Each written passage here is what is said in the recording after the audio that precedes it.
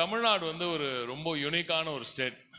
நீங்கள் இந்தியாவில் நாங்கள் எங்கே போனாலும் ஒன்று சொல்லுவோம், தமிழ்நாட்டோட கம்பேரிசன் வந்து நம்ம இந்தியாவில் இருக்க மற்ற ஸ்டேட்டோட பண்ணவே கூடாது.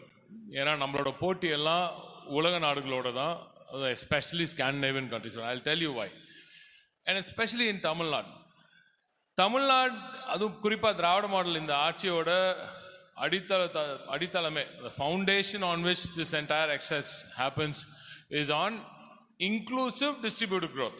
So எல்லாருக்கும் எல்லாம் பரவலாக்கப்பட்ட, அனைவரையும் உள்ளடக்கிய பரவலாக்கப்பட்ட வளர்ச்சி.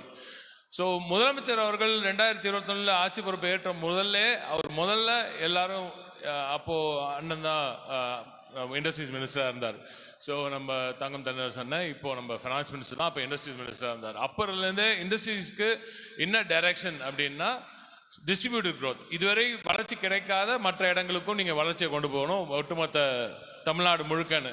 இப்போ இந்தியாவில் எந்த ஸ்டேட்டுக்கு நீங்கள் போனீங்கனாலும், இப்போ லெட்ஸே மகாராஷ்டிராவுக்கு போகிறீங்கன்னா அங்கே மும்பை, புனே, ப்ராப்ளி இன்னும் ஒரு 1-2 இடம் சொல்லலாம். இப்போது தெலுங்கானா போனீங்கன்னா ஹைதராபாத் தவிர பெருசாக பெரிய ஒரு ஊர்களோட வளர்ச்சி மிகுந்த ஊர்களை சொல்ல முடியாது.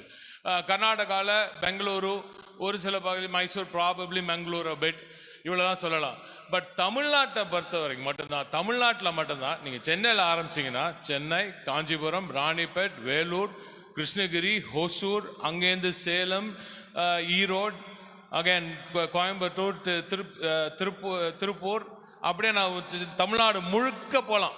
இன்னைக்கு தமிழ்நாட்டில் இருக்கிற Tier 1, Tier 2 டவுன்ஸ் எதுவாக இருந்தாலும், ஏன் இன்னும் சொல்லணும்னா வில்லேஜஸ்க்குமே வளர்ச்சியை கொண்டு போய் சேர்த்துருக்கு திராவிட மாடல் ஆட்சி.